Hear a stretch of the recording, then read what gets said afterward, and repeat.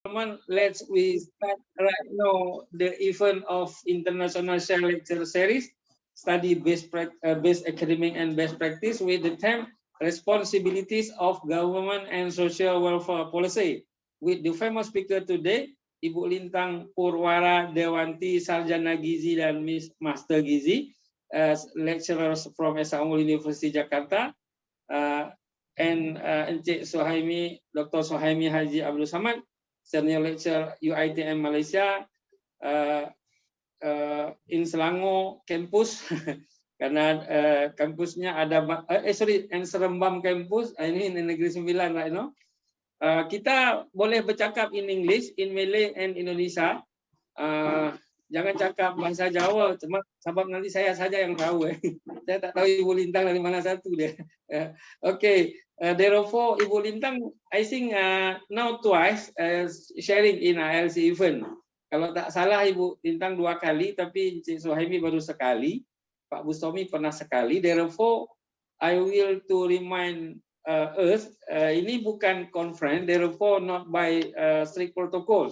Kita nak enjoy, relax with knowledge silaturahim. There is 5 itinerary sahaja. The first welcoming speech from me is the chairman of ASEAN Lecture Committee, only 2 minutes, and then the second there is the ASEAN official videos around 3 minutes. Jadi apa satu ini ASEAN lecture ini, Cik Suhaimi boleh lihat dekat video tu. Kemudian yang ketiga sharing from the speaker.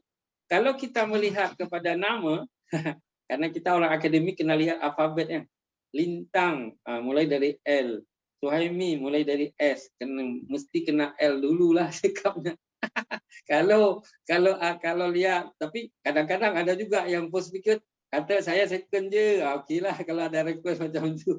Jadi the first speaker Ibu Lintang, and after speaker sharing there is the song by video for refreshing. Itu yang membezakan kita dengan conference, kita nak relax and fun sahaja. Therefore nanti ada lagu dari Malaysia, ada dari Indonesia, ada, tapi satu saja 3 minit sebagai refreshing ya, sebelum the second speaker. Jadi kemudian yang keempat nanti question answer. Jadi question answer itu dibuat selepas the speaker talk. Jadi nanti participant you can to share your question in the chat box or to direct email. Kadang-kadang ada student nak tanya pada lecturer, tak enak hati kan, dia hantar dekat email saya, jadi saya baca jugalah. Okay. Last nanti ada closing remark. Therefore we will to start right now with the prayer first. Kita akan mulai dengan berdoa menurut keyakinan masing-masing, dipersilakan. Bismillahirrahmanirrahim.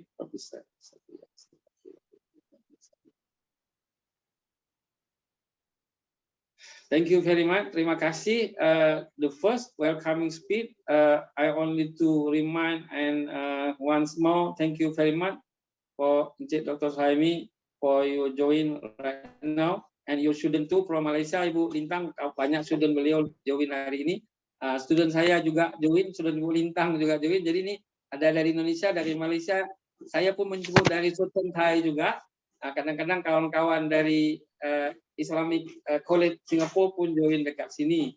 Therefore is ASEAN mix participant student and then lecturer too. Once more, thank you very much for you all participant, and especially speaker, and then Pak Bustomi juga as the Finance College University from Tangerang. Thank you once more, and we look the ASEAN lecturer official video by Assistant Professor Indra Gumilang is the host. Silakan Ibu Lintang Purwara Dewanti Sarjana Gizi, Master Gizi. Karena saya pun nak tambah gizi juga ini, nak belajar banyak. Ibu Lintang, time is yours right now, please.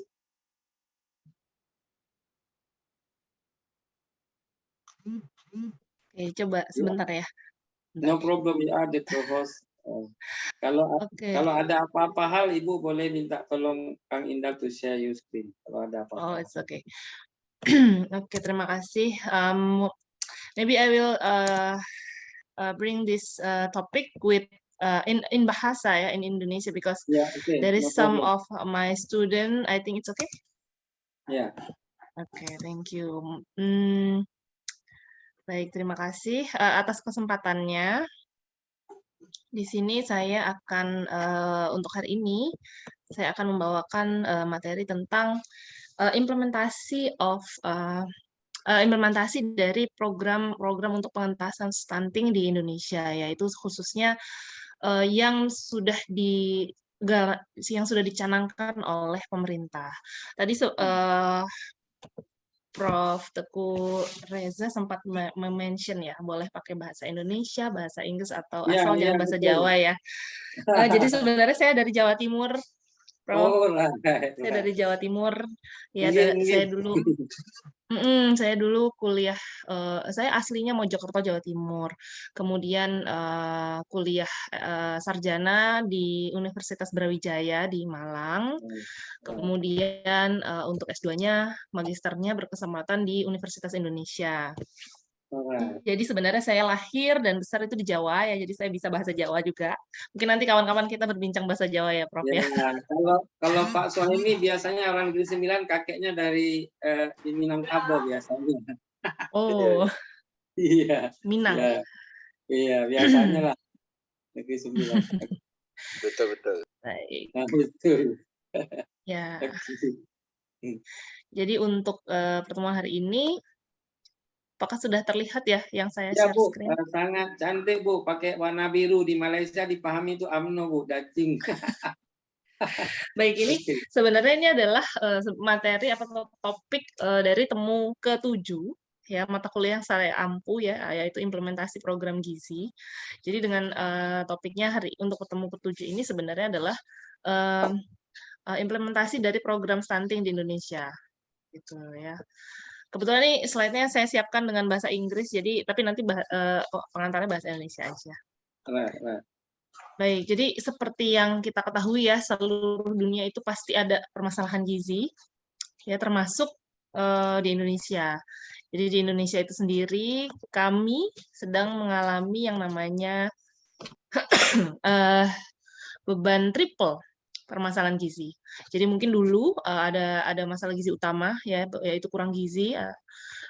Kemudian dari kurang gizi itu muncul yang namanya double burden ya, atau beban ganda masalah gizi. Tapi saat ini kami sedang menghadapi yang namanya triple burden begitu di Indonesia itu. Jadi masih ada permasalahan kurang gizi ya, baik itu stunting, wasting. Ternyata ini untuk kekurangan gizi, zat-zat gizi makro ya, seperti yang kita butuhkan adalah karbohidrat, protein, lemak, dan energi itu. Kemudian ternyata kita juga menghadapi yang namanya overweight ya, atau kelebihan berat badan, di mana itu sebenarnya adalah hasil dari asupan gizi yang berlebih gitu. Nah, dari dua ini masih ada, ternyata kita saat ini pun mengalami kekurangan zat gizi mikro, di mana sebenarnya zat-zat gizi mikro itu adalah sebenarnya vitamin dan mineral yang kita butuhkan dalam jumlah tidak banyak, tidak sebanyak zat-zat gizi makro ya, makanya namanya kenapa zat gizi mikro. Itu kita butuhkan dalam jumlah kecil, tapi dalam jumlah kecil pun itu ternyata masih banyak yang tidak mampu untuk memenuhi kebutuhannya. Seperti itu. Nah, yang saat ini kita hadapi sebenarnya, ini agak bergeser ya, harusnya di Indonesia di sini. Jadi memang rata-rata prevalensi balita pendek ya. Makanya di sini kita soroti adalah stunting, ya, di mana ternyata sebenarnya di stunting itu juga terjadi kekurangan zat gizi makro maupun mikro. Tuh.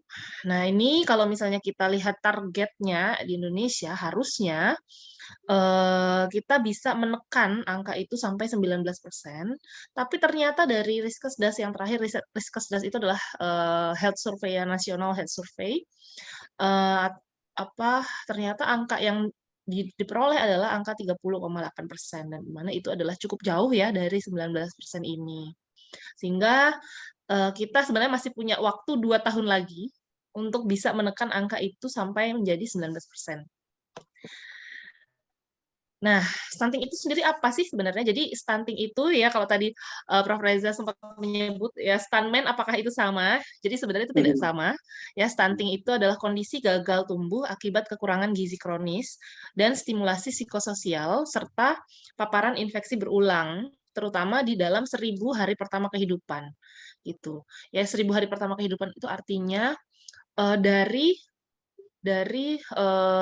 anak itu belum lahir ya, masih dalam kandungan ya, di mana itu sudah mulai terjadi konsepsi ya. Konsepsi itu adalah bertemunya sel telur dengan sel sperma dan kemudian membentuk yang membentuk janin sampai anak itu berusia 2 tahun gitu ya. Jadi itu adalah terhitung ada 1000 hari gitu. Nah, kenapa 1000 hari ini sangat krusial karena pada 1000 hari inilah yang menentukan bagaimana pertumbuhan anak-anak nanti sampai dewasa gitu. Ya, jadi ini stunting ini bisa disebut dengan perawakan pendek ya. Berbeda dengan kerdil ya. Kalau kerdil atau mungkin dwarfisme itu memang adalah gangguan genetik. Nah, baik, selanjutnya, stunting itu adalah keadaan di mana balita memiliki panjang atau tinggi badan yang kurang jika dibandingkan dengan usia sebayanya. Misalnya, dua anak ini usianya sama, tapi ternyata anak yang stunting ini dia tingginya berbeda dengan anak yang seusianya. Tuh.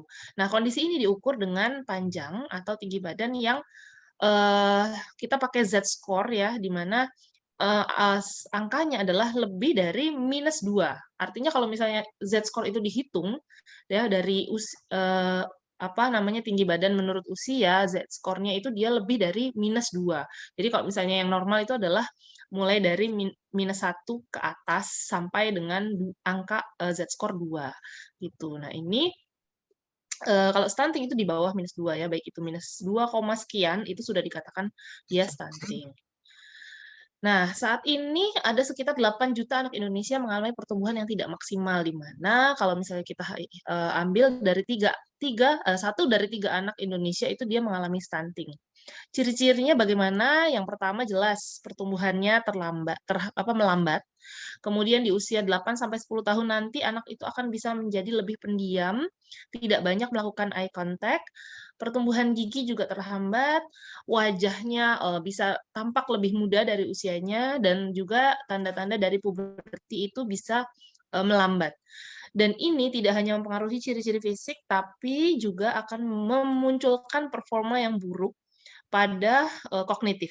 Gitu. Jadi bisa ketika dia belajar nanti akan susah memahami. Nah, itu yang yang menambah urgensi dari stunting ini harus segera diatasi.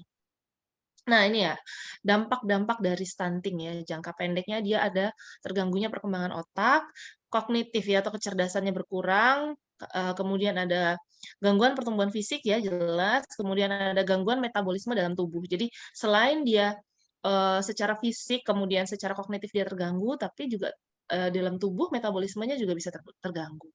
Nah, efeknya apa untuk jangka panjang? Jelas ya, kemampuan belajar, prestasi belajarnya juga akan menurun, kemudian mudah sakit karena kekebalan tubuhnya menurun, dan juga muncul resiko terkena penyakit diabetes, obesitas, penyakit jantung, kemudian pembuluh darah, kanker, stroke, dan juga disabilitas pada usia lanjut.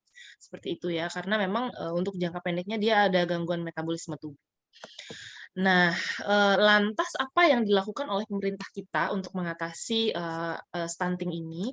Sebenarnya kita punya ada 2 intervensi. Yang pertama ada intervensi gizi spesifik, di mana intervensi gizi spesifik ini ditujukan kepada anak ya dalam 1000 hari pertama kehidupannya, gitu ya, dan itu berkontribusi pada 30% penurunan stunting. Jadi ini fokus pada kelompok sasaran ya, yang mana kalau misalnya kita hitung ya 1000 hari pertama berarti kan dia sejak dalam kandungan ya, berarti itu sasarannya adalah ibu hamil. Kemudian ketika dia sudah lahir sampai dia berusia 2 tahun. Berarti sasarannya yang kedua adalah ibu menyusui dan anak balita ya atau bawah 2 tahun gitu ya, anak toddler. Nah, jadi intervensi untuk ibu menyusui, mendorong untuk early initiation of breastfeeding ya. Jadi ada inisiasi menyusu dini ketika bayi itu lahir, diberikan kepada ibunya untuk dilakukan inisiasi menyusu dini. Kemudian ada mendorong pemberian ASI eksklusif ya, di mana ASI saja yang diberikan pada anak usia 0 sampai 6 bulan. Itu tidak diberikan makanan lain. Kemudian untuk sasaran ibu menyusui dengan anak usia 7 sampai 23 bulan, itu intervensinya adalah pemberian ASI sampai dengan usia 23 bulan dan didampingi dengan complementary feeding gitu ya, atau kalau bahasa Indonesia MPASI, makanan pendamping ASI gitu. Kemudian diberikan beberapa suplementasi dan juga fortifikasi zat besi ke dalam makanan. Kemudian diberikan perlindungan terhadap penyakit infeksi ya, salah satunya adalah dengan imunisasi dan juga melakukan pencegahan atau pengobatan diare.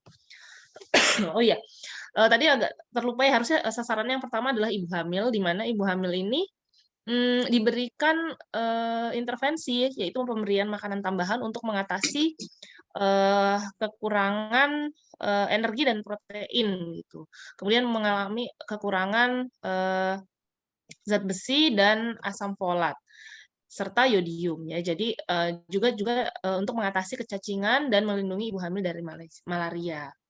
Nah, untuk selanjutnya ada intervensi gizi sensitif di mana intervensi gizi ini disasarkan ditargetkan kepada fokusnya adalah kelompok umum ya, bukan dari kelompok dari 1000 HPK tadi, bukan.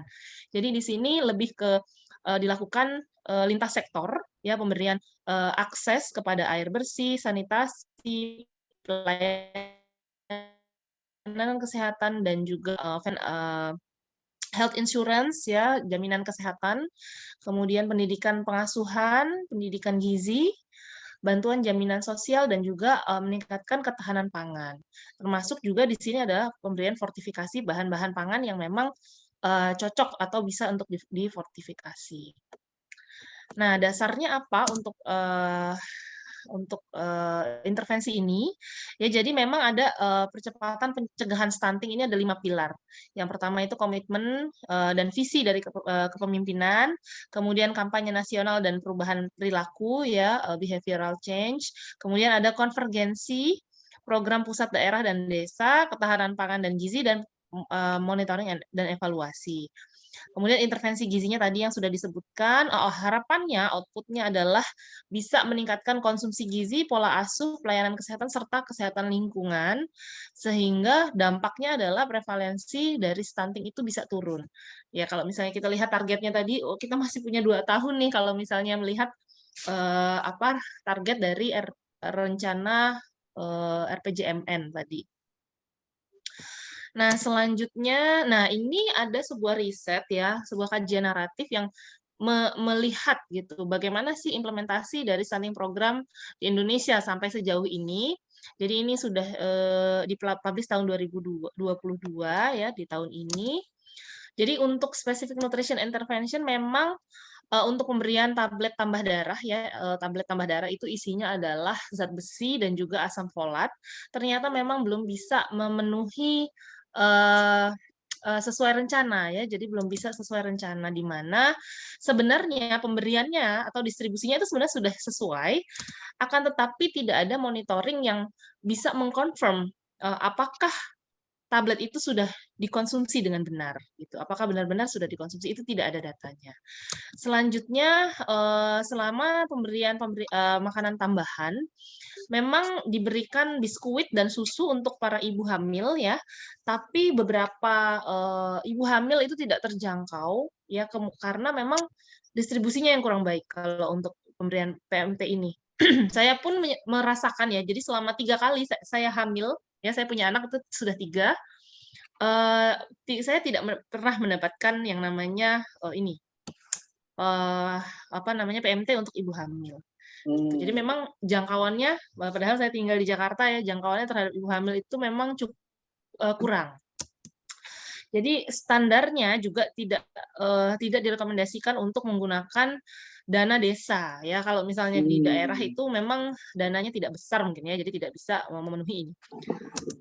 Yang selanjutnya ada program yang mentargetkan ibu menyusui serta balita usia 0 sampai 23 bulan ya, terkait dengan kebijakan menyusui.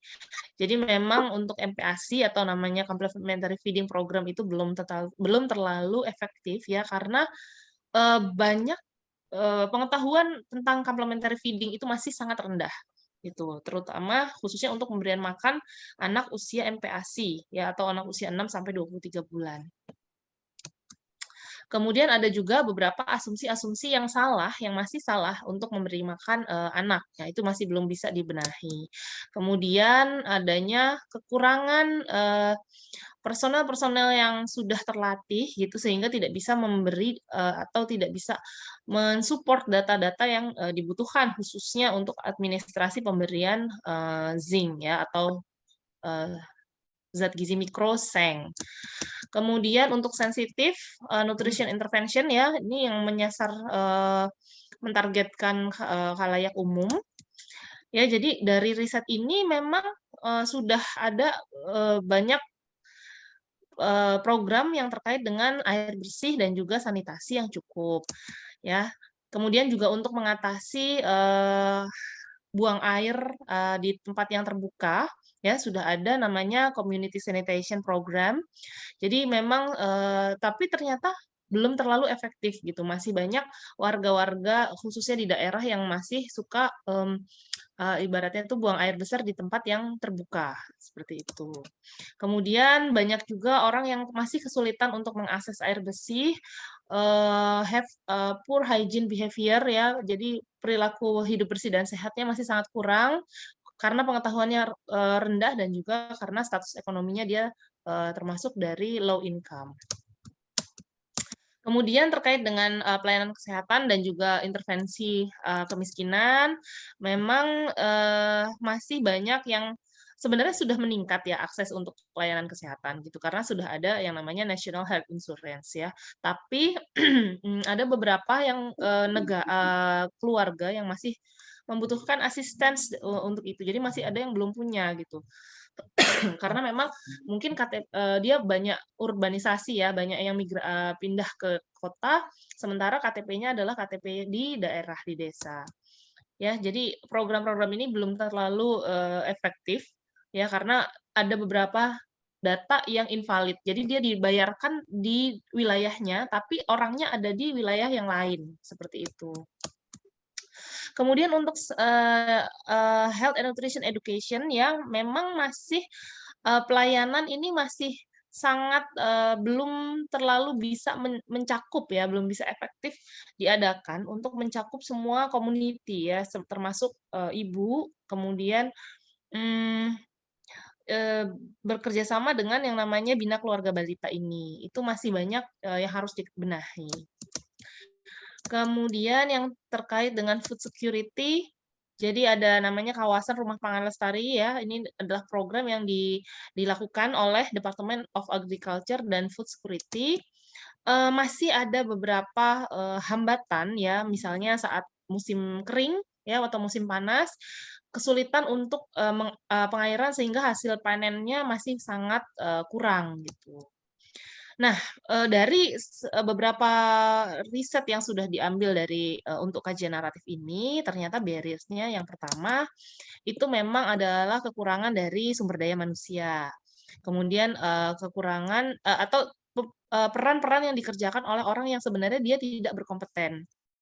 Seperti itu. Nah, di sini memang nutrisionis ya atau ahli gizi itu masih menjadi problem yang utama gitu, di mana workload-nya itu sangat besar ya, tapi hanya sedikit staf yang atau tenaga yang dilibatkan gitu. Jadi seperti misalnya satu puskesmas ya, satu community service itu hanya ada satu tenaga gizi ya atau nutrisionis, hanya ada satu nutrisionis yang biasanya dia akan membawahi sekitar 3 sampai 4 desa. Nah, itu sangat apa ya, masih sangat terlalu berat gitu beban workload-nya itu masih sangat berat. Di mana pada ini program gizi seimbang ini Sebenarnya nutrisionis itulah yang yang memegang peranan penting di situ. Orang. Selanjutnya,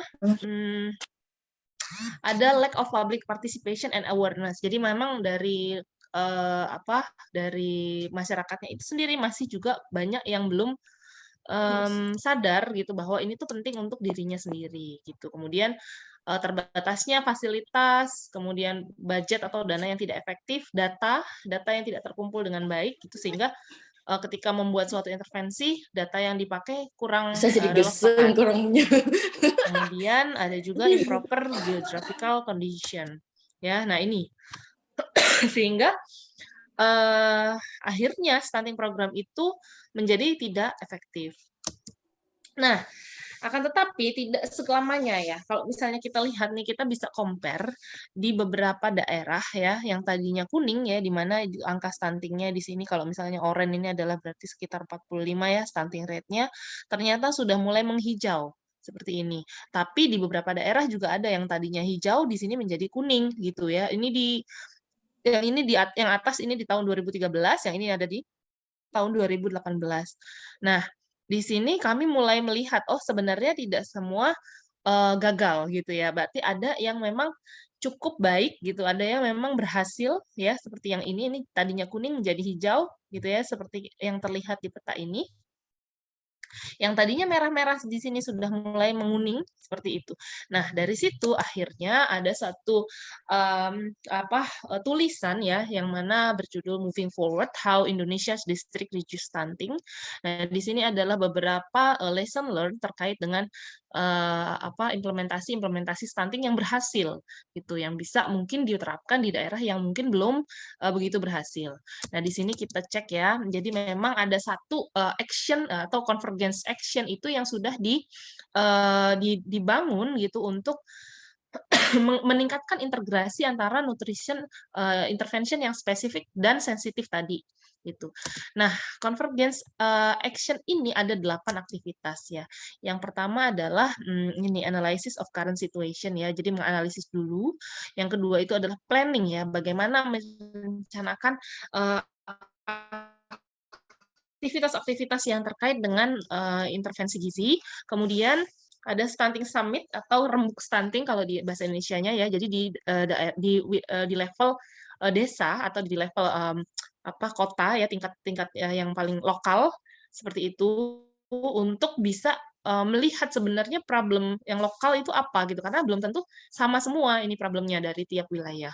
Kemudian ada regulasi-regulasi yang mayor untuk di spesifik di daerah tersebut. Kemudian ada human development worker ya, ini pelatihan untuk supaya ada cukup sumber daya yang diperlukan gitu. Kemudian ada stunting data management system, jadi memang data yang valid itu harus diperlukan.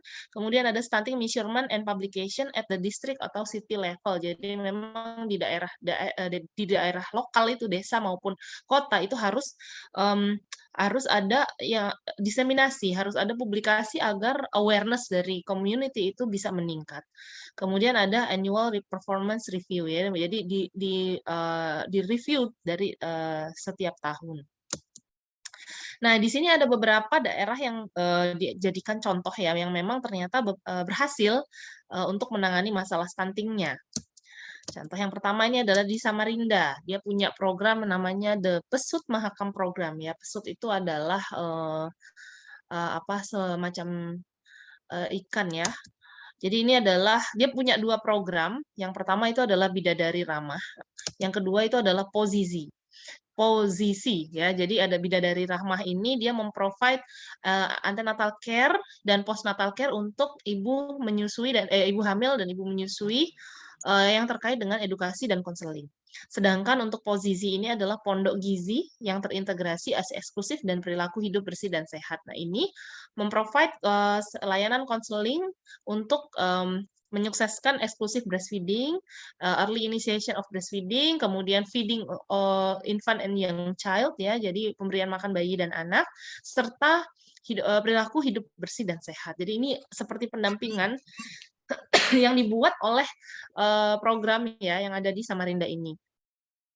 gitu. Dan ini ternyata dia berhasil. Memang di awal program di tahun 2016 itu sebenarnya ada 13 yang dia ada di akut malnutrisi, dan 12 itu akhirnya setelah sekitar setahun follow up itu 12 anak itu dia mencapai berat badan normal seperti itu. Kemudian jadi ini dianggap bisa cocok gitu ya, cocok untuk di wilayah tersebut. Selanjutnya di Surabaya. Nah, di Surabaya ini juga menarik. Jadi ada namanya emotional demonstration. Ini adalah satu konsep yang ditekankan oleh the London School Hygiene and Tropical Medicine. Approach-nya adalah namanya behavior centered design.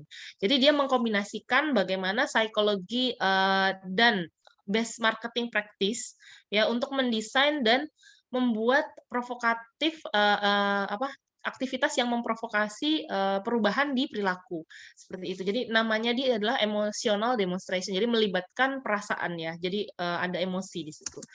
Secretnya ya rahasianya adalah bagaimana membuat aktivitas itu mudah dipahami, fun ya, seru dan positif. Jadi di sini ada beberapa game yang dibuat untuk apa ya istilahnya semacam ice breaking, tapi dia punya pesan edukasi di dalamnya dan itu berhasil ditekankan di Surabaya ya. Di Surabaya itu berhasil bagus sekali masuk ke wilayah ibu-ibunya. Di sini dia bilangnya rumpi sehat ya. Jadi memang ibu-ibu kan suka ngerumpi ya, kalau kalau bahasa Inggris itu chit chat ya, suka ngobrol gitu. Jadi masuk di sini ya edukasinya. Selanjutnya di Nganjuk ya, nih masih di Jawa Timur. Ini dia empowering village ya untuk memboost health and well-being ya. Jadi di sini mereka punya Taman Posyandu ya. Jadi mereka delivery three key basic social service ya, health and nutrition, early childhood development, dan parenting.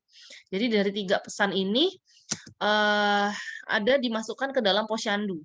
Jadi dia menawarkan kalau misalnya di Posyandu itu memang atau ada namanya 5 table system ya. Jadi ada 5 pelayanan. Penimbangan, kemudian ada imunisasi, penyuluhan, kemudian ada pemberian PMT, dan satu lagi itu adalah monitoring evaluasi. Nah, di sini ditawarkan 1 atau lebih extra service gitu. Jadi ada tambahan extra service-nya. Kemudian nah, di sini dia bekerja sama juga dengan yang namanya Bina Keluarga Balita ini, sehingga baik itu orang tua maupun caregiver, jadi dia sesuai gitu untuk pemberian penanganannya ke anak-anak itu sesuai dengan usianya. Nah, kemudian dikembangkan secara mandiri ya, secara inovatif oleh di desa namanya Desa Gondang ya, atau Gondang Village. Mereka bikin yang namanya Ceria Sehat, yang mana cerdaskan ibu anak sehat. Jadi inovasinya adalah dia membuat suatu praktek ya untuk membuat complementary feeding practice ya. Jadi bagaimana gimana sih cara membuat makan yang tepat gitu. Jadi mereka bikin kayak bekal gitu. Itu salah satu inovasi yang akhirnya muncul gitu dengan sendirinya. Kemudian ada juga terkait dengan sosioekonomi, ada yang namanya egg donation ya. Jadi swadaya dari warga sendiri ada yang masing-masing membawa untuk diberikan ke diberikan ke teman-teman yang warga-warga yang membutuhkan di situ. Jadi itu menurut bagus sekali itu. Selanjutnya ada di West Lombok. Nah, kalau West Lombok ini mereka membuat intervensi itu banyak dan interlink gitu sehingga bisa mencapai kesuksesan. Yang pertama adalah cloud solution. Nah, ini sudah menggunakan teknologi ya, jadi health information system-nya itu bisa ke-record gitu. Jadi data valid seperti itu. Kemudian dimasukkan juga dengan strategic cross sectional coordination. Jadi memang tidak bisa berjalan sendiri. Mereka melibatkan berbagai koordinasi dengan lintas sektor. Selanjutnya dia membuat yang namanya adolescent health and at school and marriage counseling. Jadi kalau misalnya tadi kita bicara 1000 hari pertama kehidupan, mereka mundur lagi, yaitu ke 8000 hari pertama kehidupan, di mana sebenarnya dimulainya perbaikan gizi itu adalah di saat calon ibu itu masih remaja gitu. Jadi calon ibu yang masih remaja ini diperbaiki status gizinya agar nanti ketika dia hamil memperbaiki anak-anak yang dilahirkannya itu status gizinya itu juga baik. Dan kemudian sebelum menikah diberi konseling gizi seperti itu. Kemudian ada yang namanya Nutrition and Health Village with Buddies, ya ini Gemadazi ya. Jadi ada pendampingan kepada orang tua yang punya anak-anak kurang gizi ya, malnutrisi di situ. Jadi ada pendampingan gimana harusnya, jadi orang tuanya juga didampingi gitu ada. Kemudian jelas untuk akses air bersih ya dan sanitasi, dan juga community improvement dan leadership and coordination. Selanjutnya di East Nusa Tenggara dan East Java ya ini jadi dia membuat suatu partnership yang terintegrasi. Yang pertama namanya Mitra Program. Ya dia memperkenalkan program yang bertujuan untuk meningkatkan kesehatan untuk ibu hamil dan juga pengasuh untuk anak usia balita. Ada Gitu. 4 menit lagi, Bu. Oh, baik. Baik, Pak. Jadi dia tujuannya memang untuk peningkatan kesehatan ya, termasuk di sini suplementasi, dan juga dia bikin yang namanya Mitra Youth, ya ini untuk adolescent girl ya, untuk anak usia remaja. Itu remaja putri khususnya. Nah, kemudian ada yang namanya ini di sini di West Sumbawa, itu dia buat semacam pencerah Nusantara, di mana ini adalah menangani atau mengurangi kekurangan tenaga kesehatan. Jadi kalau misalnya pencerah Nusantara ini adalah fresh graduates dari tenaga kesehatan yang diletakkan atau ditaruh di tempat-tempat yang memang sangat kekurangan gitu. Dan ini sifatnya adalah volunteer ya, voluntarily, tapi mereka juga diberi semacam professional with health background. Ini dia bisa menjangkau daerah-daerah yang susah dijangkau seperti itu. Oke, selanjutnya di sini di Yogyakarta dia buat juga yang namanya sanitasi total berbasis masyarakat ya. Di sini memang di Yogyakarta memang masih ada kesulitan akses ke air bersih. Nah, di sini ada yang namanya di sini program Laser Beam Nutrition Key Priorities Intervention. Jadi memang untuk mengatasi masalah langsung ya, permasalahan penyebab langsungnya, kemudian untuk mengatasi underlying cause-nya ya, penyebab tidak langsungnya, dan juga untuk cross cutting-nya. Di sini sudah jelas kalau di pemerintah kita dari sehari, kemudian anak usia balita, kemudian anak usia sekolah. Begitu juga untuk perubahan perilaku, jadi memang diberikan untuk mengatasi underlying cause-nya. Gitu. Jadi nggak bisa hanya untuk immediate cause-nya atau penyebab langsungnya, tapi juga harus penyebab tidak langsungnya juga diintervensi. Mungkin seperti itu yang bisa saya sampaikan. Terima kasih banyak. Semoga bisa dipahami. Saya tutup. Wassalamualaikum warahmatullahi wabarakatuh. Wah, Ibu masih hemat 2 menit. Oke, good. Ya, thank you very much, Ibu Lintang. Encik Suhaimi, mungkin tadi ada beberapa kata yang agak confused sedikit. Pertama dia kata tadi Ibu Lintang ada buang air. Untuk apa buang air ini? Dia pergi tanya. Yeah. Jadi buang air besar itu maksudnya dia ada yang kecil, ada yang besar lah. Jadi ada satu lagi. Tadi ada satu lagi ngerumpi. Ngerumpi itu apa bahasa gaul di sini. Ibu-ibu suka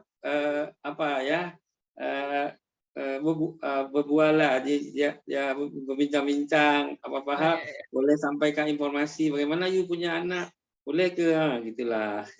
Jadi sedap lagunya. Ada muzik dandut tu kan. Okey. Boleh nampak skrin saya? Clear screen. Clear ya. Sekejap ya. Okay, boleh nampak tak ni Pak Reza? Ya, very clear. Okey, bismillahirrahmanirrahim. Assalamualaikum warahmatullahi wabarakatuh dan selamat siang kepada semua sahabat-sahabat ya daripada Indonesia dan juga mahasiswa-mahasiswi daripada Malaysia jugalah ya. So inshallah, I will be talking about social welfare, but in the same time, actually, I will emphasize more actually on the social protection, because part and parcel of the social protection tu ada social welfare sebenarnya ya. Mungkin saya melihat dari perspektif Malaysia itu lebih khusus ya. So itulah saya, Dr. Suhaimi bin Haji Abdul Samad daripada Faculty of Administrative Science and Policy Studies ya. Fakulti Sains Pentadbiran dan Pengajian Polisi. Itu pun satu juga ya Pak ya. Kalau di Indonesia tu saya difahamkan kalau polisi tu policeman ya.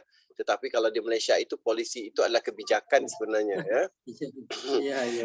Ya, itu kita punya bahasa kan perlu kita faham itu ya kan.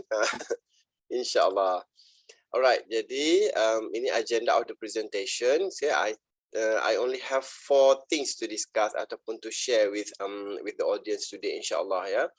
But before we begin, saya suka untuk memetik kata-kata daripada Confucius lah ya, kata-kata beliau. In a country that well governed, poverty is something to be ashamed of. Ya, in a country that badly governed, wealth is something to be ashamed of. Ya, whatever it is, kalau kita lihat di sini. Yang kita paling mudah faham adalah berkenaan dengan bagaimana governance sesebuah negara itu dilaksanakan lah. Ya, untuk apa pun juga yang dilakukan, kena pastikan bahawa kebajikan or the welfare of the society, the welfare of the people in the country is taken care of by the government in whatever way it is. Ya, so itulah yang kita nampak di situ. Kemudian, ini yang pertamalah. Ini yang pertamanya. Social protection introduction ya. So saya ingin berkongsi tentang konsep social protection. Sebenarnya bidang saya itu sebenarnya Pak, I'm focus more on the social protection. Jadi social protection system help actually individuals and families. Kita cuba membantu setiap individu dan juga keluarga mereka ya, dan juga seterusnya kita akan cuba melindungi dari segi komunitas dan juga masyarakat dan juga seterusnya seluruh negara itu. Apa yang kita ingin lindungi mereka ini, sebenarnya kita will like to protect them from simply fall through the net, ataupun kita mengelakkan mereka untuk mudah jatuh miskin, becoming so vulnerable ya. So we hope that sekiranya berlaku apa-apa kesukaran dalam hidup, because life is not smooth sailing. Apa yang kita ada hari ini mungkin kita tidak akan ada hari esok. Apa hari ini mungkin kita boleh membawa kereta, boleh hidup dengan berjalan dengan baik, makan dengan sempurna, hari esok belum tentu lagi. Because so many things can happen to us kan Pak. Jadi insyaAllah, jadi dengan adanya konsep ataupun social protection which is implemented ataupun governed by the government, itulah yang kita harapkan dapat melindungi kita ya. Itu kita pun dengarkan banyak-banyak cerita kan bagaimana orang involved in accident kan, satu family, kemudian kita terlibat dalam contohnya katastrofi, natural disaster, banjir, ribut dan sebagainya ya. So itu semua akan boleh menjejaskan kehidupan kita dan juga ekonomi manusia lah ya. Dalam masa yang sama, we are also talking about the vulnerabilities because we also exposed to the what we call the global change ya, the global change. For example like COVID-19, kita lihat hari tuan COVID-19 bagaimana ramai orang meninggal, and meaning to say that the household ataupun the breadwinner, orang yang mencari rezeki, bapa ibu bapa kita meninggal for example. So what will happen to the family members, to the children ya. So in the same time we also talking about macam economic recession dan sebagainya. So macam mana kita mau find jobs and etc. Tadi kan Abu Lintang ada cerita pasal stunting, and then stunting can cause by many things saya nampak, because we talk about affordability and accessibility, access to the quality of food, and then affordability for them to actually to purchase ataupun to get the quality of food yang nutritious food kan, yang untuk boleh membantu kita. So we are actually saling berkaitan, saling bersangkutan antara satu sama yang lain kan. Jadi jadi kita mempunyai pelindungan ini semua, insyaAllah kita akan improve the productivity, invest in the health and education of their children, because when we talk about poverty, we have to talk about the accessibility of education, health, shelter, and the ability for you to participate in social activities and etc. And also in the same time we talk about the protect of aging population lah. Ya, itu yang kita lihat di sini. Ya, seterusnya kita lihat pada social welfare. Kalau social welfare itu banyak definisinya, Pak ya. So di social welfare itu is a subset of social policies. Kalau macam di Malaysia itu kita ada kebijakan dasar kebijakan sosial negara, kan? So a subset of social policies in a particular program. Sometimes it is actually articulated, implemented by the government through programs. It is not necessarily called as the policy. It's not necessarily called as the kebijakan. Ya, regulation designed to satisfy individual and familial needs which is inadequately met through the market system. Di Malaysia, Pak, kita belum ada lagi satu kebijakan yang kita gelar itu kebijakan kebajikan, welfare policy. We don't have the welfare policy in our country, in Malaysia. But the welfare policy in our country, Malaysia, it is articulated ataupun dilaksanakan dalam bentuk pelbagai what we call kebijakan-kebijakan yang lain. Begitu juga dengan social protection, Bapak. Kita belum ada lagi social protection policy, what we call social protection policy. But we have this in various ways of policies related to this what we call issues. And then social welfare, it is actually financed by public funded and administered fully by the government. But this one, kalau kita lihat je, ada dua pendekatan dalam social welfare. The first one is universal, meaning to say that the government will provide everything. We provide everything regardless of the societies, okay, income and etc. Or the government provides social welfare to the people by targeting. Targeting meaning to say here hanya orang yang tertentu saja yang layak untuk mendapat perlindungan. Maknanya orang, kalau macam di Malaysia, kita kebanyakan negara memang kita laksanakan targeting social welfare because we need to just identify the rightful person to get the benefits. For example, macam di Malaysia, for example, those who earn under poverty line income, kan? Paras garis kemiskinan kita panggil, Pak ya. Yang mana di bawah paras garis kemiskinan itulah mereka yang benar-benar layak, ataupun sekarang kita panggil B40 paling fair, bottom 40%. Di Malaysia itu kita categorize our population into three groups, Pak. Pertamanya T20, meaning to say top income 20% only of the population. The second one M40, middle income 40% of the population, and the bottom income, meaning to say that low income lah maknanya kan, every month tu 40% of the population. Now whatever policies made by our government Malaysia tailored so much on protecting this B40, while in the same time the M40 is quite vulnerable because if anything happen to them, M40 can fall to B40, kan, dia begitu kan. So this is actually what is happening in Malaysia lah. So this one is just sedikit sejarah lah, Bapak ya, dan juga Bu Lintang ya, dan juga semua mahasiswa-mahasiswi tentang sejarah di Malaysia itu. Kalau social welfare itu dilaksanakan ataupun ditadbir oleh welfare department, Jabatan Kebajikan Masyarakat Malaysia ya. And then daripada dulu pun, daripada awal penubuhan daripada 1946, sebelum merdeka lagi ya, sebelum kemerdekaan Malaysia itu sudah berbagai-bagai nama diletakkan di bawah berbagai kementerian. But now Department of Social Welfare berada di bawah Kementerian Pembangunan Wanita, Keluarga dan Masyarakat sekarang ni ya. Sebagai sebuah department, sebagai sebuah department lah, okay? Bukan sebagai sebuah kementerian lagi. Ini adalah berkenaan dengan expenditure of social services di Malaysia ya. Jika kita lihat di situ peratus perbelanjaan mengurus, kalau kita sorot kembali ya, what we call the public finance, where we learn about financial administration in the government, because we have what we call government expenditure and government revenue. So government expenditure revenue biasanya kita memang again from taxation and etc. But the government revenue we have perbelanjaan mengurus, what we call the dan juga perbelanjaan pembangunan kan, development expenditure and operational expenditure. So for kebajikan ini, for the welfare, is actually fall under the what we call operational expenditure ataupun management expenditure. So perbelanjaan mengurus tahun 2018 hingga 2022, if you can see here, yang warna hijau itu ya Pak ya, it's quite what we call static lah di situ, 38, 35 pada tahun 2019, 2020, 42.1, 41 dan juga 41 juga 2021 dan 2022. Ada sedikit peningkatan. Kenapa? Sebab pada waktu itulah COVID-19. Jika kita sorot kembali kan, kita ingat semula ya. Jadi itulah tentang perbelanjaan mengurus untuk sektor sosial. sektor sosial di Malaysia. Jadi kalau kita lihat apa itu sektor sosial itu, jika kita lihat di sebelah kanan itu ya, pelajaran dan latihan tu lebih tinggi, sedangkan kebajikan masyarakat, perpaduan negara dan juga orang asli itu hanya 2.8% sahaja. So masih lagi dikatakan sebagai tidak begitu tinggilah. Kemudian jika kita lihat yang ini pula, sebenarnya kita kembali sedikit tentang social protection ya. Yang itu tadi sebenarnya kita melihat social protection ini kita mempunyai 3 cabang yang utama. 3 cabang utama. Pertamanya adalah sebenarnya 2, lebih mudah difahami 2 cabang utama. Yang pertama itu tentang social insurance, yang kedua public assistance. Social welfare will fall under public assistance program implemented by the government.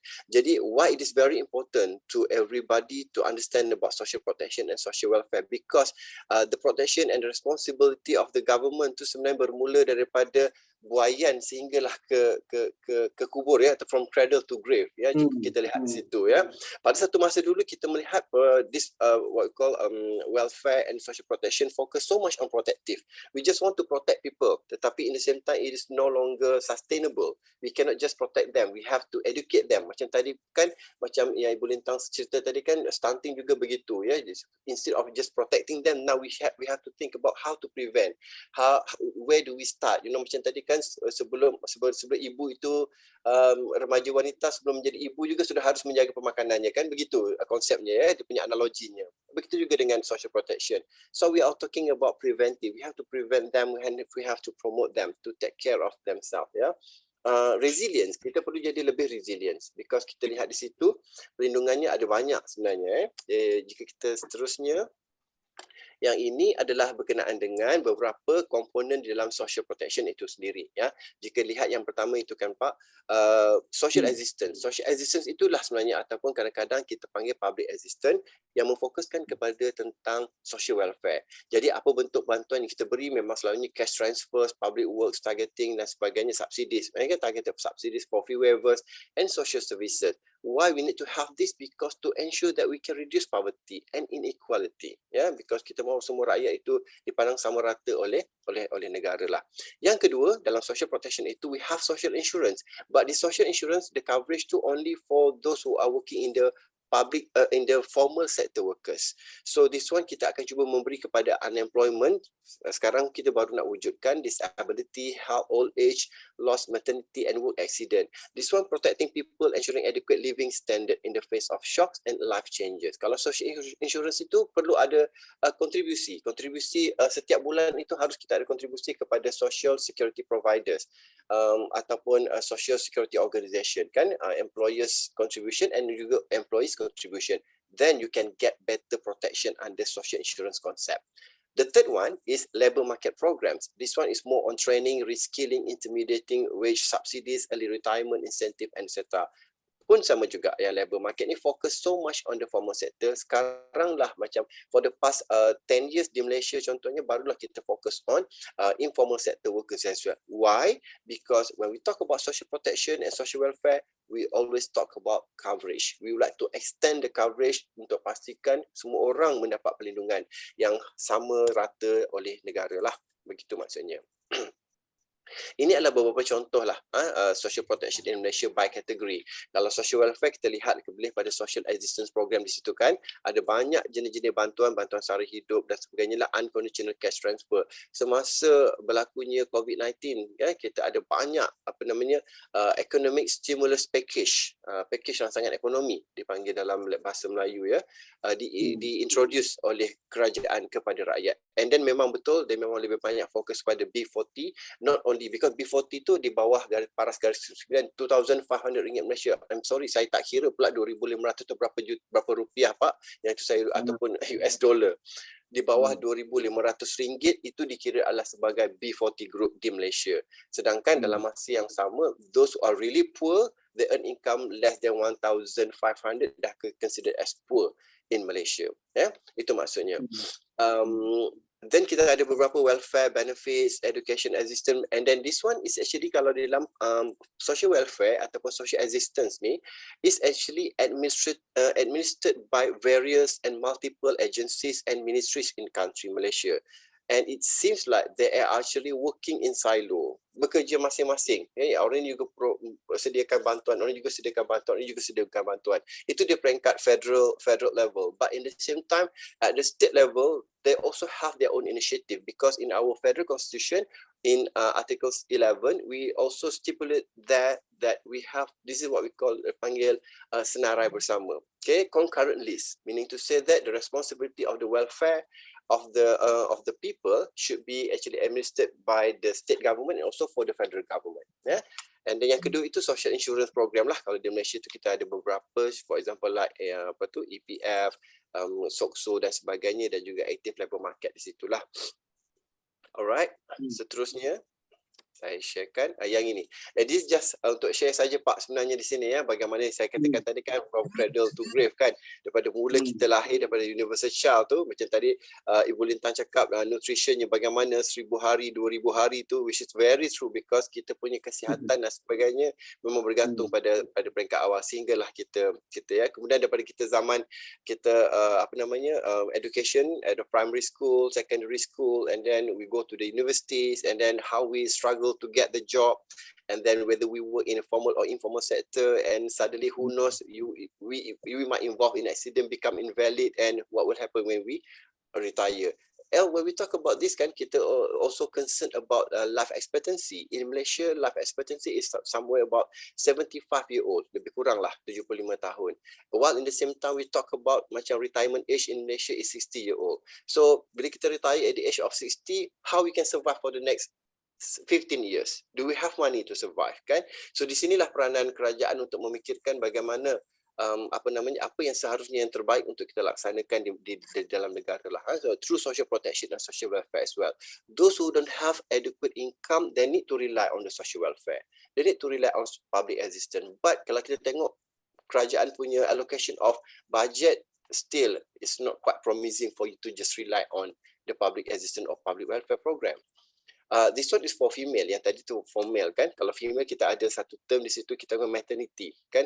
We do have the maternity protection in our country Malaysia kan. So we need to improve this from time to time lah, right, as proposed and stipulated by International Labour Organization. Ini global statistic ya, global statistic. Is because we're really concerned about social protection, because only 46.9% of the global population covered by minimum of 1%. The rest, which is more than half, is actually less uncovered. Yeah? It's quite critical that we have to look into this matter carefully and inilah.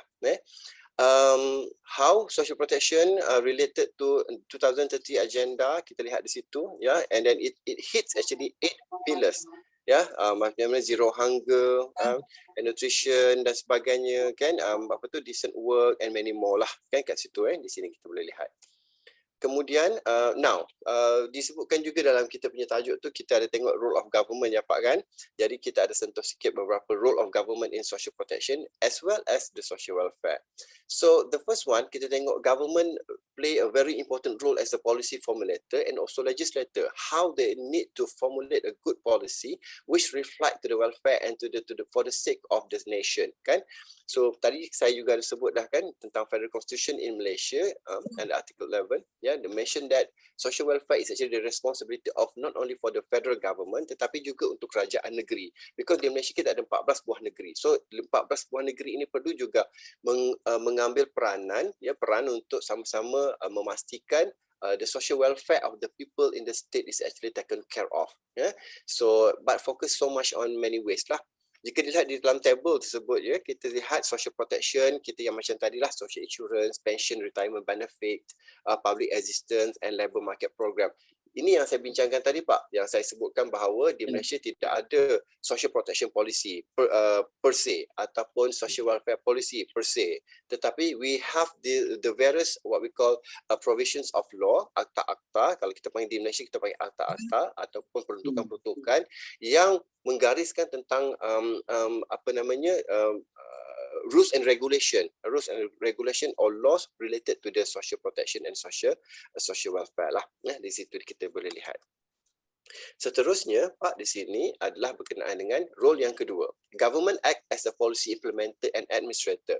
So they're not only just formulate the policy and legislate, but they also need to implement and also administer the policy. So for example, like macam di situ setiap social protection ataupun social welfare agencies ni, they have their own akta-akta tadi, dan dia berperanan untuk melaksanakan lah Employees Provident Fund, Civil Service Department to implement this what we call policies. Department of Social Welfare Malaysia ataupun Revenue Ministry, they need to implement the public assistance program.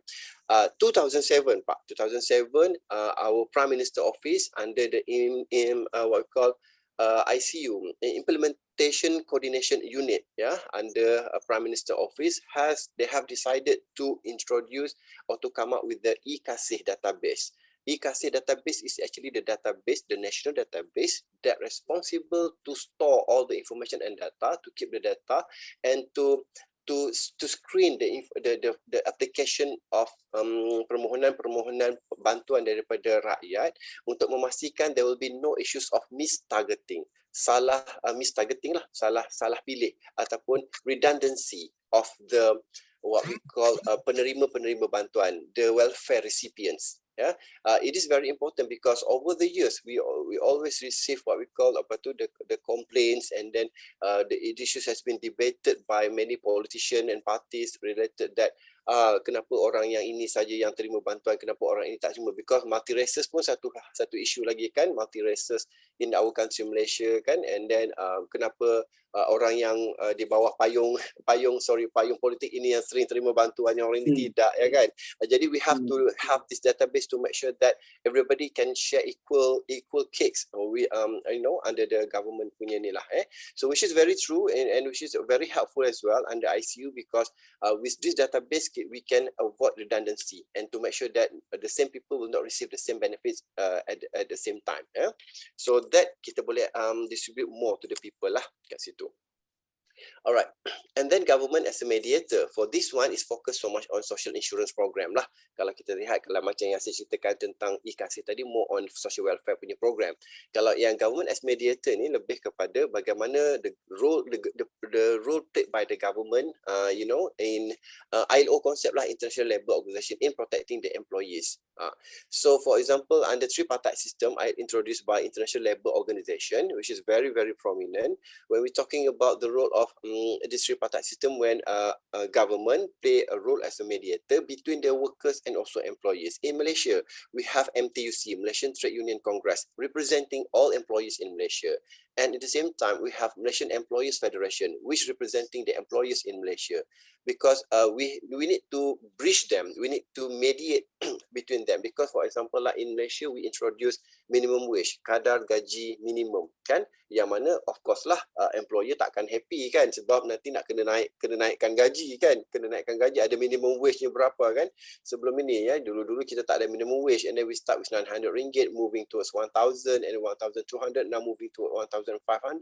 Of course employer akan frust, tetapi for the sake of the employees, kebajikan pekerja, they have to do that because they need to make sure that they have minimum wages so that they will not be simply exploited, discriminated ataupun manipulated by the employer.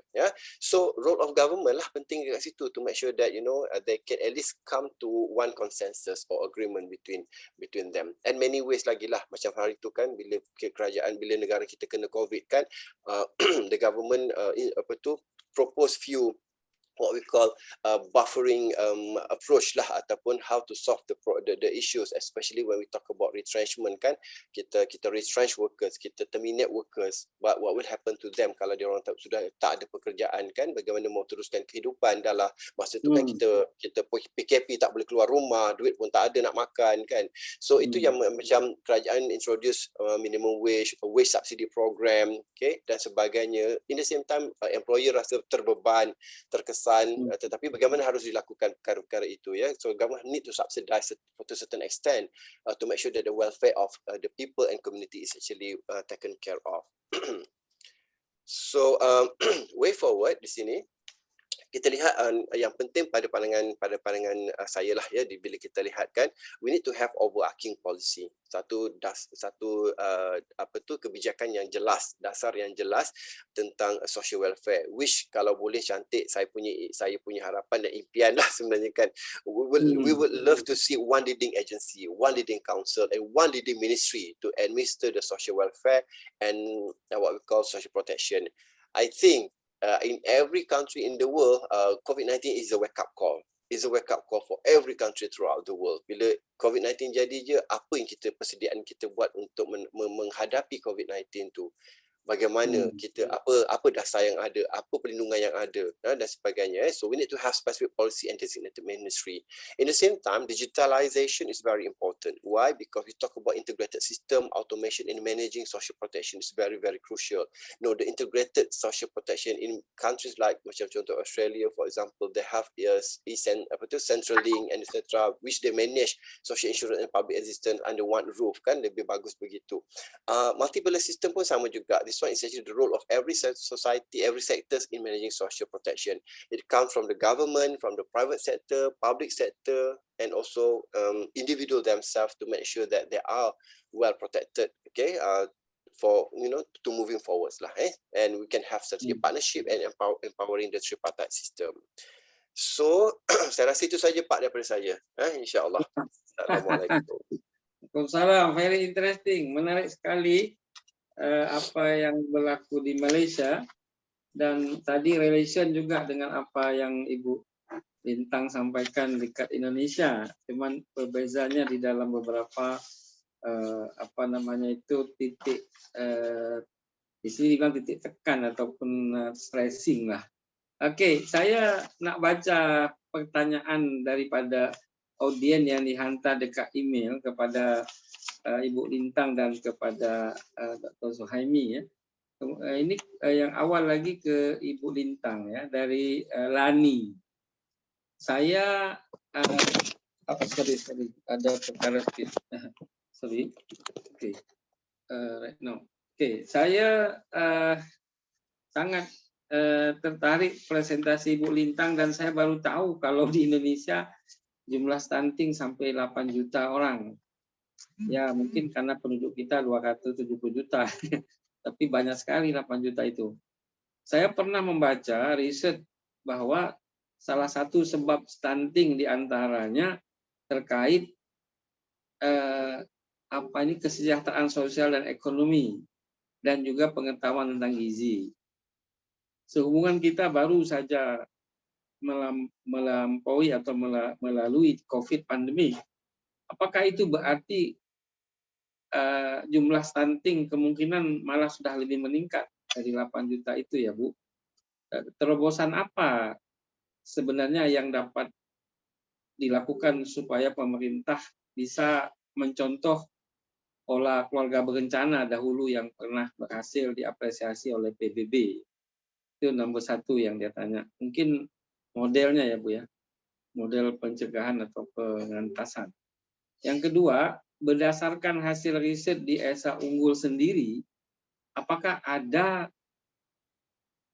temuan atau usulan kepada kementerian terkait untuk mengatasi stunting itu? Bagaimana keterlibatan mahasiswa jurusan gizi di Esa Unggul? Apakah juga di perkotaan ada stunting juga?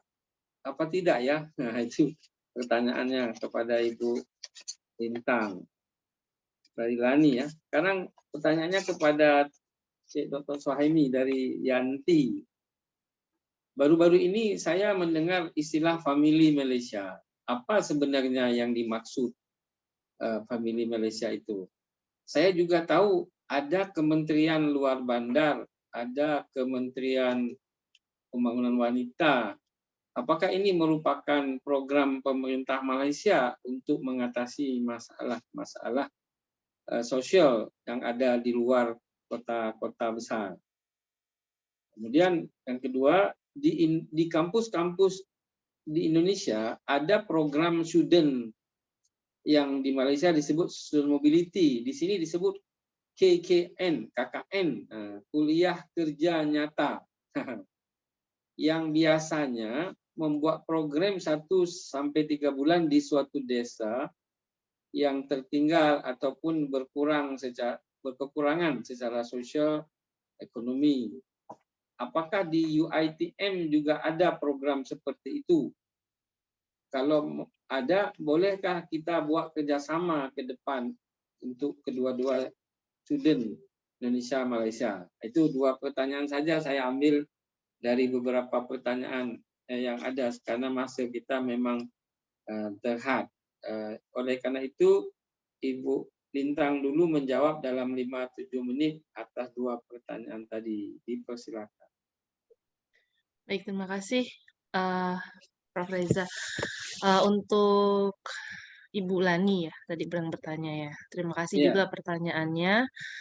Baik, tadi menyadur yang ada di slide saya ya, yang ada di materi saya itu 8 juta anak Indonesia. Jadi sebenarnya 8 juta anak Indonesia ini mungkin saya koreksi dulu ya. Di sini ada mengalami ya bukan stunting ya. 8 juta anak Indonesia itu mengalami pertumbuhan tidak maksimal. Gitu. Nah, salah satunya pertumbuhan tidak maksimal itu adalah stunting. Jadi baik itu underweight, wasting, stunting itu masuk ke dalam pertumbuhan yang tidak maksimal gitu.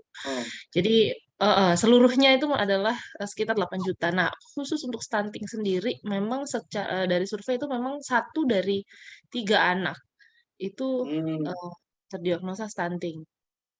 Memang cukup besar angkanya di Indonesia saat ini.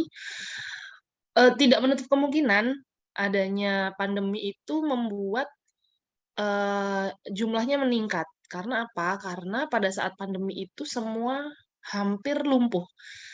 Seperti posyandu ya, tidak berjalan. Gitu. Jadi tidak ada lagi yang surveillance itu tidak berjalan. Posyandu kan salah satunya surveillance ya. Jadi pada setiap bulan itu diukur anak itu tinggi badan, berat badan gitu kan. Kemudian pendampingan pemberian pemberian makanan tambahan. Nah, itu tidak berjalan. Plus juga pemberian tablet tambah darah untuk untuk remaja putri di sekolah-sekolah ya karena semua sekolah online. Jadi itu stop dulu gitu kemarin itu. Jadi tidak lagi berjalan. Jadi sangat mungkin sekali adanya pandemi ini berefek terhadap angka stunting. Baik itu saat ini maupun beberapa tahun lagi ya. Karena kan saat itu remajanya stop. Kalau nggak salah ada sekitar 6 bulan itu tidak diberikan tablet tambah darah. Sekarang sudah mulai ada pemberian lagi. Jadi angkanya memang anjlok kemarin. Kebetulan, nah ini sekalian menjawab pertanyaan yang kedua mungkin ya. Jadi bagaimana riset mahasiswa di Esa Unggul kebetulan kemarin salah satu tim mahasiswa bimbingan saya itu mendapatkan hibah kompetitif nasional untuk pemetaan pendampingan untuk pencegahan stunting. Jadi 4P, pemetaan, pendampingan, pencegahan stunting. Apa ya? Yang satunya saya lupa. Jadi Pancasila mungkin. bukan. Jadi mereka melakukan pemetaan sosial gitu ya dan ini hibahnya nasional. Jadi dari seluruh Indonesia itu semua diambil. Jadi pemetaan ya, mereka melakukan pemetaan yang di Jakarta berapa. Kebetulan ini kemarin di Bekasi ya, di daerah Tambun berapa. Kemudian nanti di wilayah Malang berapa gitu. Jadi dikumpulkan datanya dari seluruh Indonesia seperti itu. Nah, ternyata memang dari saat melakukan FGD dengan orang puskesmas itu di sana memang turun untuk angka cakupan baik itu pemberian makanan tambahan, tablet tambah darah yang tadinya sudah mencakup 40%, turun kembali menjadi 20% dan itu sekarang sudah mulai merangkak naik sih menjadi 36-an gitu. Tapi masih sangat jauh dari target kan, target kita kan sebenarnya 80% ya. Seperti itu. Nah, belajar dari pengalaman tersebut ternyata memang banyak edukasi yang tidak sampai. Jadi ketika FGD kemarin kita undang juga ya anak usia adolescent girls-nya itu kita undang ya, remaja putrinya kita undang. Mereka memang menerima tablet itu, tapi tidak diminum karena rasanya pahit katanya. edukasi Wow. diberikan, ini bagus untuk pertumbuhan, untuk ini, diberikan, tapi tidak diberi ternyata ada satu tips yang terlewat. Jadi ketika minum tablet itu sebaiknya memang, sebelum tidur gitu. Jadi ketika habis Oh. minum kan tidur ya, jadi tidak terasa pahit. Hmm. Nah Oh. itu yang tidak sampai, gitu. Ya, Jadi ya, ketika ya, mereka ya. ditanyakan, "Dikasih tahu nggak seperti ini?" "Enggak, kita cuma dikasih tahu ini manfaatnya apa," gitu. Nah, Hmm. karena mereka merasa, ya itu kan manfaatnya nanti untuk sekitar saya nanti sekian tahun lagi ya, ini kan mereka junior high school sama, high school ya, jadi mereka belum terpikir Hmm. untuk nikah gitu. Nanti kan itu saya rasakannya beberapa tahun lagi, jadi saya nggak merasa butuh saat ini, seperti itu, gitu. Ya, Padahal ya. memang sebenarnya kita perlu mereka perlu ya, karena kan, untuk remaja putri kan ada menstruasi, jadi mereka akan resiko terkena Hmm. anemia. Nah, mereka perlu, Hmm. tapi ternyata tips itu tidak nyampe, jadi pahit Oh. gitu. Jadi ya mau gimana, saya nggak mau minum itu, gitu. Padahal itu hanya diminum 1 kali seminggu, ya seperti Iya. itu. Jadi, jawaban untuk yang pertanyaan berikutnya, alangkah apa yang harus dilakukan? Berkaca dari pengalaman memang tidak bisa, nggak ada, apa ya, one strategy fit to all ya. Jadi memang harus kita lihat, mmm, di wilayah tersebut itu bagaimana karakteristik, Hmm. problemnya, kemudian karakteristik warganya, Hmm. gitu. Bagaimana Hmm. kita bisa masuk ke itu, jadi itu Hmm. harus berbeda-beda, akan berbeda-beda ya. Tadi ya seperti yang saya sampaikan mungkin di Nusa Tenggara seperti ini, di Jawa Timur seperti ini, di Hmm. Jogja ya seperti ini, bisanya, suksesnya seperti ini, gitu. Jadi memang Ya. nggak bisa heeh, dan tadi, ada konvergensi itu mungkin beberapa langkah yang, diterapkan di tingkat distrik atau di tingkat city itu akan, lebih membantu, seperti itu. Kalau kalau kemarin-kemarin kan memang top down ya, semua programnya ini, gitu. Tapi ternyata nggak semua cocok, seperti itu. Jadi memang Hmm. harus ada pemetaan sosial, seperti itu mungkin Tadi jawabannya Encik Mbak. Sawi kata kalau di Malaysia Yes, di bawah Kementerian Wanita itu, kalau di kita itu di bawah pemerintah daerah atau apa, Bu? sebenarnya di bawah Kementerian Kesehatan, di ini GKIA itu Gizi, Kesehatan Ibu dan Anak, Maternal and Child. Oh, oke, oke, Mhm. oke. Jadi, remaja itu dia belum tahu bahwa pahitnya kehidupan Iya, lebih tinggi dari pahitnya. pahitnya tablet sama darah. Betul Ya, sekali. iya, jadi dia tak tahu, nantilah dia baru asing kalau udah besar ya. Oke, thank you Bu, for your smart answer. Right, continue to Dr. Suhaimi about to question 2. Silakan. Okey, terima kasih banyak Pak ya. Ah, Okey, terima kasih. Soalan ada, saya rasa ada 3 soalan di sini. Soalan yang pertama ya, tentang ya. Family Malaysia. Betul. It is introduced, diperkenalkan oleh Perdana Menteri kita lah, Ismail Sabri, berkenaan dengan Hmm, Keluargaku Malaysia. So it was launched during our celebration of Malaysian Independence Day. Memang kita panggil Keluarga Malaysia. So Keluarga Malaysia ni adalah satu tema ataupun konsep yang diperkenalkan oleh Malaysia lah untuk rakyat Malaysia berkenaan dengan keluarga Malaysia. So keluarga Malaysia, bagaimana kita menjaga keluarga, begitulah konsepnya. So di dalam konsep keluarga Malaysia itu, kita mengharapkan supaya seluruh rakyat Malaysia itu seperti satu keluarga, meaning to say that we have to have the inclusivity, how we actually taking care of each other, and then how we actually have to look into each other in many ways, regardless of our races, regardless of our economic status and etc. Itulah message utama di dalam keluarga Malaysia. When we talk about the keterangkuman ataupun inclusivity, it is also part and parcel of the social welfare program and social protection program as well. Yeah. So itulah yang dimaksudkan dalam family Malaysia ataupun keluarga hmm, Malaysia itu ya, dan saling menghormati, saling menghargai, and then untuk mengurangkanlah isu-isu masalah-masalah yang berkaitan lah macam isu social problem, apa tu misunderstanding in politics ke dan sebagainya, itulah berkurangnya ya. Itu yang pertama. Yang kedua, memang ada kementerian luar bandar, kita ada Kementerian Pembangunan Keluarga dan Masyarakat Wanita, Keluarga dan Masyarakat, Kementerian Pertanian. This ministry is actually at at the federal level, and when they have at the federal level, so we have also the departments at all state level. So it works by the name itself, kan, sebagaimana nama mereka lah. Jadi portfolio mereka itu, tanggungjawab mereka itu berdasarkan pada portfolio mereka. Kalau Kementerian Luar Bandar, maknanya dia akan fokus tentang pembangunan di luar bandar, menyelesaikan masalah-masalah berkaitan tentang pembangunan, kemiskinan juga dan sebagainya. Pembangunan wanita, keluarga dan masyarakat, pembangunan wanita, keluarga dan masyarakat, termasuklah juga dengan social welfare di seluruh di peringkat kementerian, di peringkat federal dan juga di peringkat negeri-negeri. Begitu juga dengan kementerian-kementerian yang lain lah. Seterusnya soalan yang ketiga tadi tentang student mobility. Okey, betul, Malaysia kita memang ada juga student mobility, tetapi kita tidak ada macam KKN sebagaimana yang dilaksanakan di Indonesia. So itulah saya pun dah tengok dah movie tu Pak Reza ya kan, itu yang Desa Sang Penari KKN tu kan. So we have better ideas and understanding about this. That for 3 months, but in Malaysia we don't have such program sampai 3 bulan. Kita tidak ada yang begitu.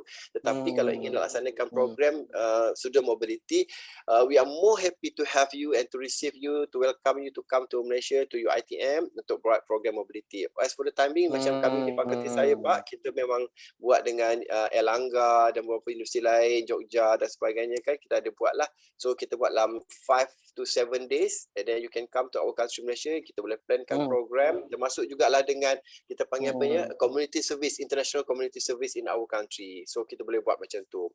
Feel free to communicate with me lah, no problem. Apa tu, Pak Reza boleh saja insyaAllah. Juga Ibu Lintang bolehlah datang ke UiTM bawa pelajar-pelajarnya. Di kampus saya tu memang ada pelajar-pelajar tu yang apa namanya, olahraga juga. Jadi Ibu Lintang nanti boleh buat lawatan ke kampung-kampung di luar bandar Malaysia, Bu, untuk program mereka gizi dan sebagainya gimana. Nanti saya bantu arrange-kan supaya Ibu boleh berkomunikasi terus dengan Dr. Suhaimi, boleh hantar your email in chat box. Nanti sebaliknya supaya boleh nanti buat research collaboration ini. ALC ini adalah gate pertama untuk berkenalan, knowledge silaturahim. Lepas tu saya mengalu-alukan buat research collaboration, ada research grant nanti atau buat pun publish paper kan. Jadi senang supaya ada apa namanya, satu novelty lah, karena berbeza objeknya kan. Okey, sebelum kita closing remark, kita kena dengar last song by Video for Refreshing. Ini gara-gara lagu Ibu Lintang tadi, ini iramanya mirip-mirip dengan itu, tapi ini berkenaan dengan masa mudanya Cik Suhaimi dan saya dulu, masa-masa STPM dulu. Indah Gumilang juga mungkin, karena Ibu Lintang younger than us ini, kan. Jadi Ibu Lintang lebih muda dari kita, jadi mungkin dia tak merasai yang akan kita dengar ini. Indah, are you ready tak nak share lagunya mirip-mirip dengan apa tadi, musiknya Gizi tadi?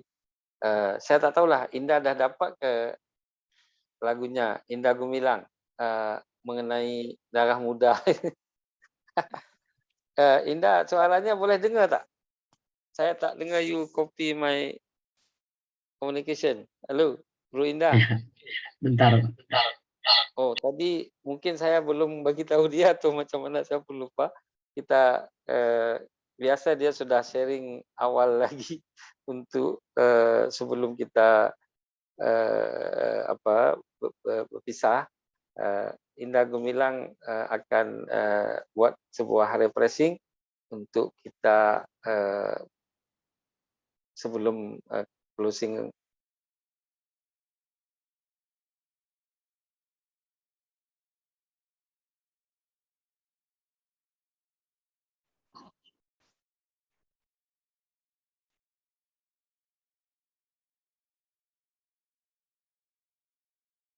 Kita akan buat closing, karena memang dulu pernah lagu itu di sharing, tapi saya tak tahu tadi Indah pergi ke bilik ayah atau macam mana. Pergi Closing aja dulu Pak. Boleh tak? Closing dulu aja. Hello? Kang Indah available nggak? Kalau available bagi tahu, kalau tidak tidak apa-apa. Ini kita kena closing. Ya Pak, closing aja dulu Pak. Closing dulu, habis itu kita tak ada lagi kecuali yang pamit mundur ya. Oke, nanti ada lagu dari Bandung. Bandung ini selalu unik. Jadi kalau kena apa ya, kita nak undur diri perlahan-perlahan tuh macam mana nak buat supaya menarik lepas closing lah.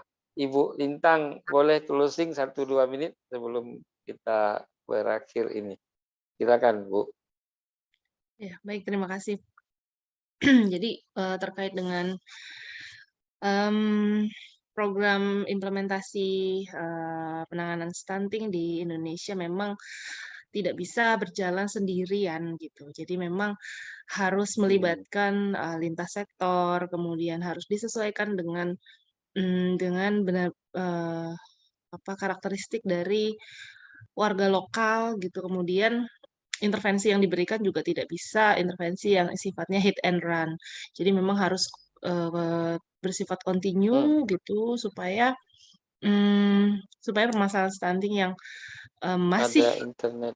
masih prevalen di sini bisa selesai dengan optimal. Kang Indah, itu Bu Bintang ada internet problem atau saya ya? Dengar suara. Oh, saya ya? Halo? Tak, saya rasa Ibu Lintang okey, saya Halo. dengar Oh, very oke. clear.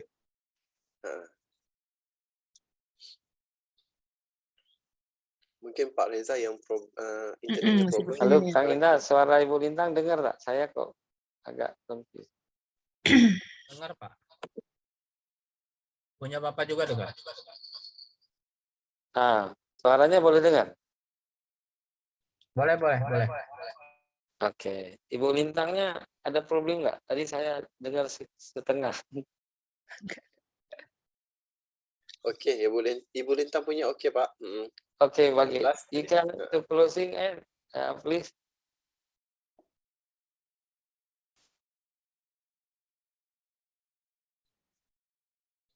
Oh, berarti dekat Masih saya. Bu Lintang. Closing.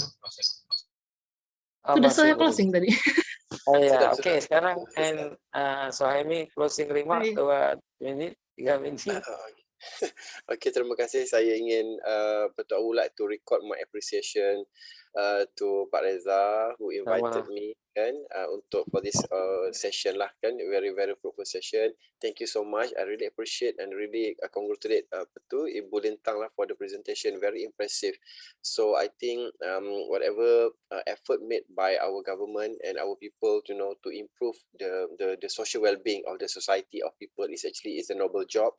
So we hope that we can moving forward to work together, inshallah, Malaysia, Indonesia, to gain something and to moving forward, for a betterment of the nation lah, inshallah. Terima kasih banyak juga.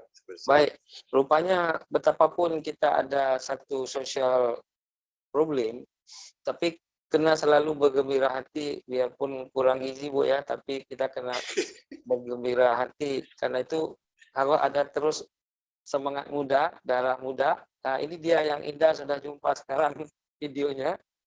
Kita akan dengar sambil kita beransur-ansur boleh live karena event sudah berakhir, tapi Indah kena bagi kita sebuah